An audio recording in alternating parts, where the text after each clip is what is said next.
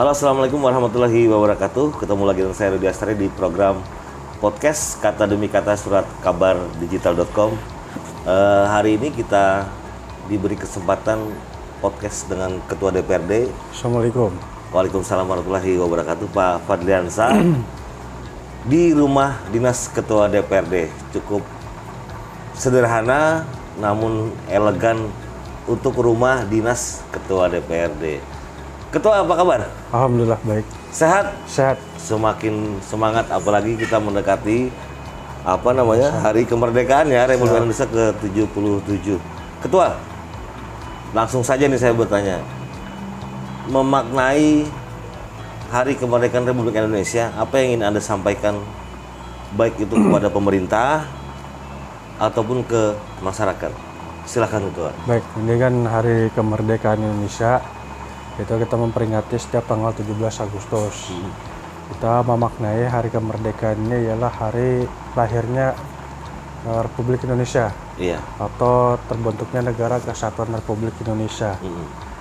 Negara kita yang tercinta ini memang lahir tanggal 17 ini dimaknai dengan berkat perjuangan para pahlawan terdulunya yang bersusah payah mempertahankan bahkan membentuk negara Republik Indonesia. Jadi kita sekarang ini zaman ialah untuk menghormati para pahlawan dengan terus berkarya dan terus membangun negara kita tercinta ini. Khususnya di Banjarbaru ya. Khususnya Ketua, di Banjarbaru. Menghargai jasa-jasa pahlawan, menghargai jasa-jasa para pendiri bangsa. Itu ialah kita harus membangun atau menumbuh kesankan jiwa patriotisme kemerdekaan kita agar negara kita ini tetap maju dan bisa berkembang lagi dengan baik. Amin. Ketua, sebelumnya saya podcast dengan Pak Wakil Wali Kota, Pak Wartono. Saya juga mengangkat tema soal Hari Kemerdekaan dan saya bertanya kepada Pak Wakil Wali Kota, Pak Wakil, bagaimana makna kemerdekaan dari Pak Wartono dan juga sebagai Wakil Wali Kota Banjarbaru.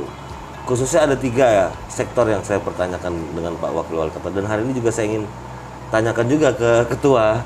Siap.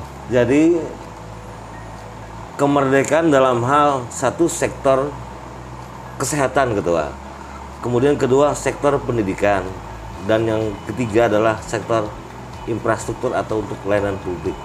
Nah, di mata Ketua DPRD sendiri sebagai wakil rakyat nih, kemerdekaan apa yang seharusnya didapatkan oleh masyarakat Banjarbaru dalam hal layanan kesehatan, Ketua?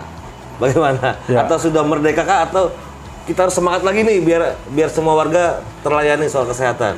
Ya, kalau makna saya dari segi kesehatan ialah bagaimana kita ini, masyarakat kita ini hidup sehat dengan rasio rata-rata kehidupan itu, pertama dengan sehat panjang umur ya kan. Yang kedua dengan mengurangi risiko penyakit yang timbul di tengah-tengah masyarakat.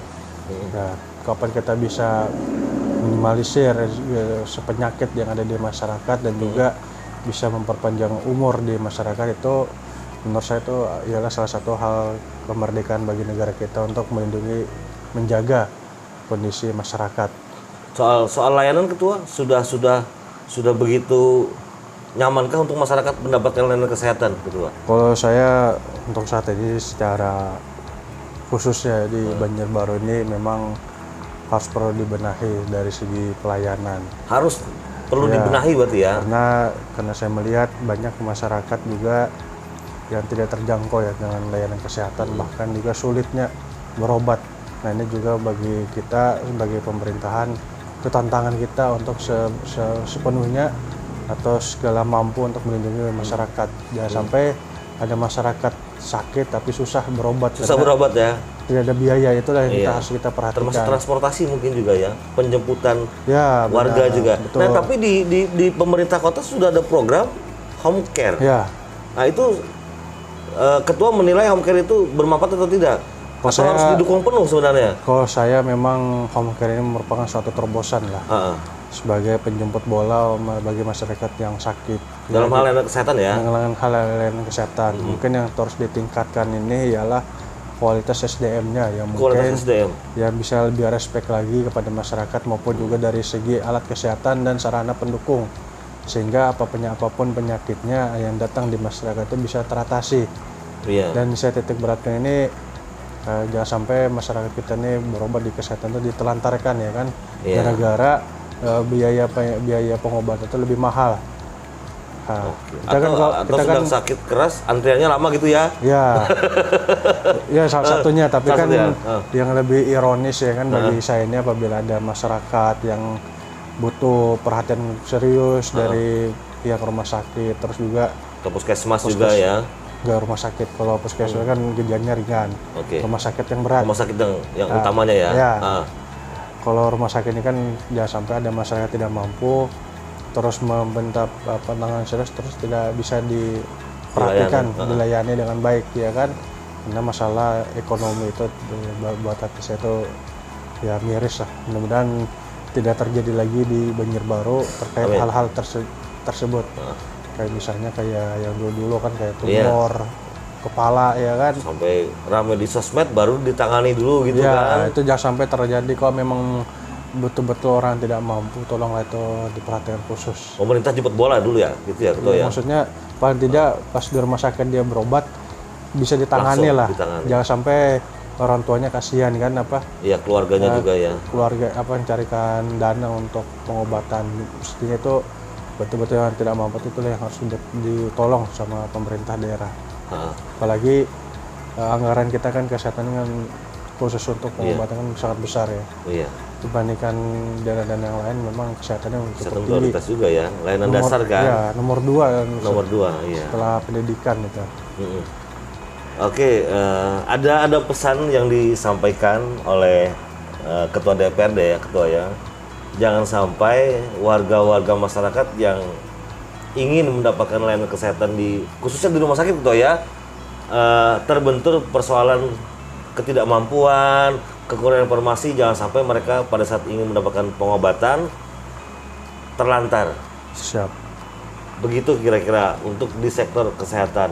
Sebenarnya masih banyak, cuma kita harus mengupas secara global dulu. Nanti di podcast-podcast berikutnya kita akan lebih mendetail lagi bagaimana para wakil rakyat melihat ataupun mengevaluasi pekerjaan atau kerja pemerintah kota agar masyarakat mendapatkan layanan terbaik Ketua ya.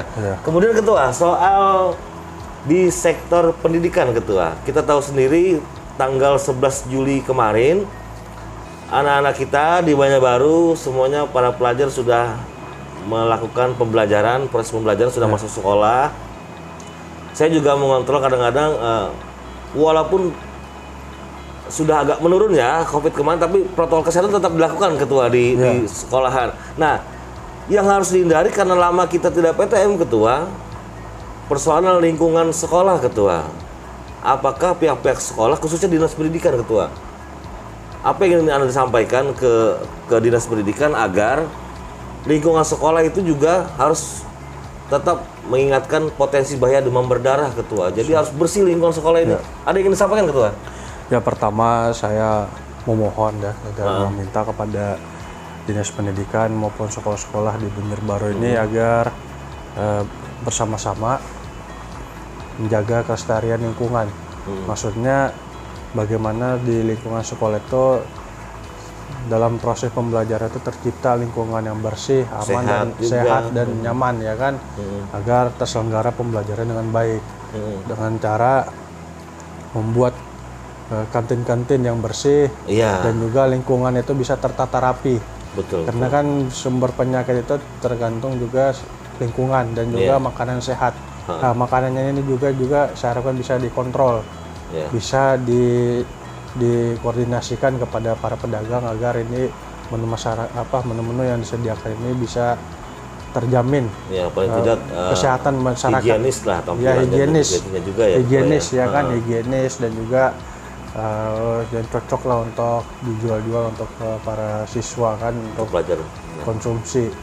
Ya kan makanan ini kan kalau misalnya tidak di-sharing kan bisa timbul penyakitnya kita itulah sharing-sharing lah kan tidak sedikit juga makanan yang sehat untuk kita konsumsi ya kan. Berarti pihak sekolah harus terus memantau juga keberadaan kantin Ya, juga ya di kantin sekolah juga harus ya. disiapkan dan juga para siswa juga diawasi menciptakan lingkungan yang asri kan yang dan higienis sehingga siswa ini bisa belanja maupun makan di sekolah itu bisa terjaga kesehatan. Sumber penyakit ini kan tergantung kepada kesehatan maupun juga salah satu lingkungan. Itulah yang kita juga harus kita perhatikan. Jangan sampai lingkungannya tidak bersih itu timbul kesan ini ya, ada penyakit. Malah menimbulkan penyakit gitu ya. Pertama ya musim penghujan ini kan kayak demam berdarah. Dan juga dia macam-macam lah. Diare juga kan salah makan kan. Nah, itu juga harus diperhatikan lah sama pihak sekolah agar tetap dijaga. Nah, Ketua kemudian lanjut soal alat transportasi pelajar. Saya jujur Ketua, kadang miris. Ini mungkin juga koreksi juga bagi pemerintah ya Ketua ya. Saya masih menemukan Ketua ada angkutan gratis itu kadang kapasitasnya melebihi. Kadang anak-anak sampai gelantungan itu Ketua. Saya kadang lihat itu. Apa yang ingin disampaikan ke pemerintah agar layanan gratis tetap berjalan dengan baik, anak-anak juga terjamin keselamatannya Ketua. Jangan sampai bergelantungan gitu, bahaya kan Ketua? Ada yang ingin disampaikan nggak ke pemerintah? Ya, Ketua? Pertama saya juga kalau misalnya angkutan pelajar ini merupakan suatu terobosan yang patut kita jempol kepada pemerintah karena memudahkan para siswa ini pulang pergi sekolah ya kan. Pertama menghemat ongkos biaya orang tua dan juga efisiensi perjalanan ya kan. Jadi apresiasi ya terkait dengan masalah kapasitas mungkin itu bisa dikondisikan jumlah armada sama juga kapasitas siswa yang di sekolah. Satu angkutan berapa slot gitu kan dipastikan jangan berlebihan ya. Ya, kalau misalnya memang masih kurang kan masih banyak di angkutan mungkin mobil-mobil yang terdahulu bekas pejabat-pejabatnya bisa diapresiasikan dimaksimalkan lagi. Saja ya. Dimaksimalkan saja untuk jadi angkutan pelajar gratis bagi siswa itu satu terobosan. Tapi selama ini angkutan pelajar ini kalau saya cukup membantu lah pada siswa terkait aktivitasnya pulang jemput sekolah. Tapi ya itu tadi Ketua, saya agak miris saja ketika masih menemukan ada beberapa anak-anak yang bergelantungan itu cukup membahayakan sebenarnya Ketua. Dan tentu pihak sekolah juga harus mengawasi ketika anak-anak pelajar Ketua ya, pada saat dia pulang dipastikan muatannya segini kan Ketua, jangan dilebih-lebihkan. Nah kadang-kadang mungkin mohon maaf belum ada pengawasan ketika anak itu benar-benar masuk di armada itu. Ya itu kalau saya nilai itu ya itu tergantung koordinasi saja. Perlu nggak Ketua pengawasan seperti itu Ketua? Itu sama pihak sekolah lah. Pihak sekolah sama juga para sopir ya kan. Lebih aktif lagi berarti ya? Ya untuk mengkondisikan itu supaya angkotnya itu supaya tidak overkapasitas. Sesuai kapasitas kalau misalnya lebih ya memang segitulah, jangan harus naik yang berikutnya armadanya Ketua ya. Naik angkot ya. Iya, kapasitas 10 yang masuk 15 ini kan bahaya Ketua ya. Nanti takutnya ini ada yang nakal ya kan. Iya. Jaya-jaya bercanda di dalam, dorong-dorongan jatuh. Iya. Anak-anak kita juga itu banyak baru yang ini. Kan. Memang angkutan pelajar memang harus ditata. Ya sampai ada kejadian nanti. Iya. Akan baik sebelumnya itu mudahan bisa lebih baik sebelumnya kita mengantisipasi ya Ketua ya. Oh iya, Ketua, saya juga dapat informasi Ketua. Katanya, tapi saya tidak tahu dari apa namanya dari sisi DPR. Katanya armada di Banjarbaru kekurangan juga. Apakah ini jadi bagian persoalan itu? Kekurangan ya, itu armada? Kalau gimana? Saya nilai memang tidak menutup kemungkinan. Armada kekurangan itu kan armada itu juga ada dana hibah ya. Iya. Dari pemerintah pusat. Iya. Ataupun juga dari Pemda, Pemkot ya kan. Harapan itulah kalau ada memungkinkan itu armada bisa ditambah saja ya. Iya. Asalkan tidak bertabrakan dengan supir angkot yang lain.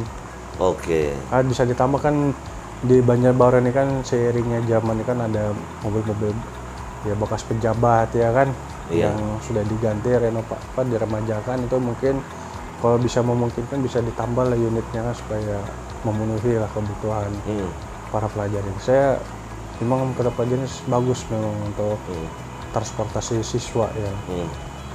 Nah, kemudian Ketua mengakhiri podcast Hari Kemerdekaan ini di sektor pendidikan, Ketua mungkin kalau boleh saya menyimpulkan warga Banjarbaru di sektor pendidikan banyak hal Ketua ya yang harus menjadi diperhatikan lagi, termasuk soal satu kata Ketua soal lingkungan yang bersih juga jadi salah satu upaya menjaga generasi muda Ketua ya untuk tetap sehat dan cerdas di Banjarbaru. Kemudian soal alat transportasi, soal keamanan juga harus diperhatikan baik dari semua pihak sekolah juga, dinas juga, dan mungkin orang tua juga jadi perhatian dan cukup membantu adanya angkutan pelajar gratis ini ya Ketua ya.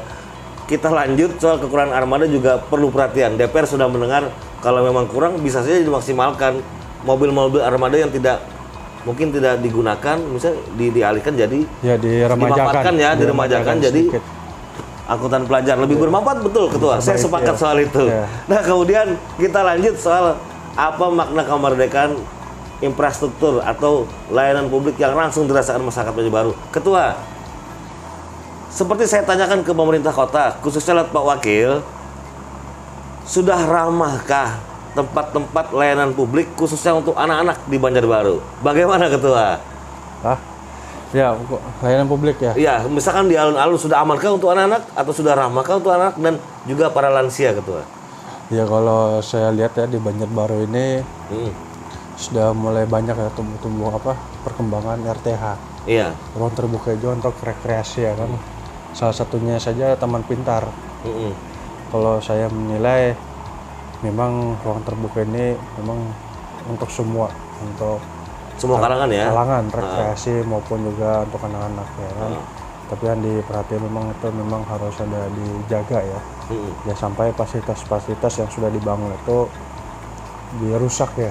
Atau bahkan dijadikan tempat hal-hal yang tidak senonoh, itu malah semakin parah Ketua ya. Parah, semestinya yaitu kegiatan itu ya ada beberapa hari itu untuk dipantau terus ya, kontrol terus gitu. Kontrol untuk ya minimalisir kegiatan yang tidak baik kan di lingkungan masyarakat. Berarti untuk pesan untuk Satpol PP ini ya, penegak hukum ya, daerah. Itu kan mereka mungkin adalah kegiatan patroli, mungkin untuk kegiatan fasilitas umum publik itu bisa ditinjau supaya itu betul-betul aman. Paling tidak itu tidak ada yang merusak ya kan. Kayak misalnya taman-tamannya diinjak atau apa. Iya. Kan yang paling familiar ini kan Pasum ini kan kayak Bundaran Simpang 4, iya. Taman Pintar. Pintar juga. Murjani juga Ketua. Panterpil juga ya. Panterpil. Ya itu mungkin ada patroli untuk satpol ya, supaya mungkin lebih diingatkan lagi ya Ketua ya. Ya supaya tidak ada yang dirugikan lah masyarakat. Anak-anak atau lansia atau keluarga masyarakat harus tetap aman ketika berwisata di Banjarbaru Ketua ya. Ya. Kalau misalnya memang dijaga, itu memang tidak perlu. Tapi memang harus ada evaluasi supaya dijaga itu fasilitas supaya terawat. Iya. Ya sampai pas kita sudah dibangun tapi tidak dirawat. Tidak dijaga ya hancur kan Ketua. Sayang uang daerah kan, uang rakyat juga. Iya, terutama kan dari malam ini kan ya harus betul patroli lah supaya menjaga ketertiban masyarakat. Ada ini nggak Ketua? Ada pesan nggak Ketua? Apalagi kita sudah jadi statusnya ibu kota nih, otomatis kan segala tren-tren gaya hidup anak muda juga otomatis pasti akan hadir di Banjarbaru kan, udah berstatus ibu kota. Nah, kita sebagai tuan rumah yang punya Banjarbaru, kita juga harus menjaga kan masuknya tren-tren baru itu di Banjarbaru. Apa yang ingin Anda sampaikan ke anak-anak muda lah khususnya di Banjarbaru Ketua, agar tidak terpengaruh, Banjarbaru tetap aman untuk semua? Apa yang ingin disampaikan Ketua? Ya, saya harapkan para generasi muda ini bisa terus berkarya ya, membangun bangsa maupun juga membanggakan orang tua. Sehingga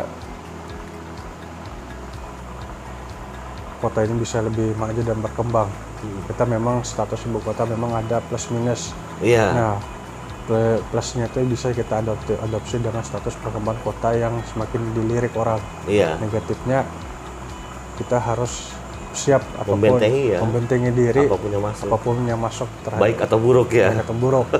Ya itu kan namanya orang kan, apapun yang sudah diatur itu tidak bisa patuh apabila bukan kesadaran diri sendiri. Betul sekali gitu. Ya. Soal kesadaran ya. Ya, kalau misalnya orang diawasin terus tapi ada niat yang mau nakal ya. Ya nakal ya. Nakal juga ya, diri sendiri lah yang harus diperhatikan ya kan. Tapi saya harapkan ini ada membentengi diri lah terkait hal-hal yang buruk yang masuk, terutama dari segi kenakalan ya kan, kriminalitas, karena makin banyak ibu kota ini, makin banyak orang datang itu biasanya potensi terjadinya kriminal. Ya, baik perubahan perilaku juga mempengaruhi ya. Betul ya. Baik dari segi ekonomi maupun juga sosial ya kan. Iya. Karena banyaknya pertambahan jumlah penduduk. Oke. Terakhir Ketua, soal jembatan penyeberangan orang Ketua. Saya juga mendengar masih ada selentingan-selentingan sebenarnya bahwa ini terkesan terburu-buru, kemudian mungkin ada di satu sisi juga yang berpendapat ini memang harus dilakukan pembangunan karena perlu untuk keamanan, salah satunya para pelajar yang memang posisinya berada di jalan utama kan. Nah, saya ingin mendengar jawaban ataupun pendapat dari Ketua DPRD, ini terburu-burukah untuk pembangunan jembatan penyeberangan orang ini atau memang harus dilakukan segera, Ketua? Kalau saya ini kan kalau sudah dianggarkan ya mudah-mudahan bisa bermanfaat lah pada warga ya kan, dan juga sesuai spesifikasi. Memang kalau memang itu mahal atau gede ya tolonglah diperhatikan juga kualitas, karena ini kan bangunan tidak mahal. Ya saya harapkan itu sesuai dengan waktu dan juga betul-betul bisa dirasakan. Kita nanti dilihatinlah bagaimana kemanfaatannya jembatan JPO ini. Oke. Saya tidak bisa mengatakan efektif dan tidak efektif, tapi kita lihat selesai apakah bermanfaat atau tidak ya kan. Iya, yang jelas DPR tetap mengawasi ya. Ya. Oke. Itu kan memang JPO ini kan ya murni usulan dari ini kan. Ya dari pemerintah eksekutif. Pemerintah. Ya memang kita lihat lah perkembangannya setelah nanti ya. Setelah digunakan paling tidak. Insya Allah nanti paling tidak untuk anak-anak SMP bisa enak nyebrang. Ya ada SMP 1 dan SMA 1 di sana. Anak-anak kita juga banyak baru ya Ketua ya. Ketua, ayo kita sama-sama merdeka Ketua. Kita kasih semangat warga Banjarbaru menyambut hari kemerdekaan Republik Indonesia. Warga Banjarbaru tetap semangat, merdeka. Merdeka. Merdeka. Merdeka. Merdeka. Ketua, terima kasih banyak. Terima kasih. Sehat terus, tetap awasi kerja pemerintah, tetap berada sebagai penyambung lidah rakyat. Siap. Sampai ketemu di podcast berikutnya. Mudah-mudahan kita masih ada waktu untuk membahas hal-hal di Banjarbaru dengan Ketua DPRD dan juga para anggota DPRD yang lainnya. Wassalamualaikum warahmatullahi wabarakatuh. Salam kata demi kata. Sampai jumpa.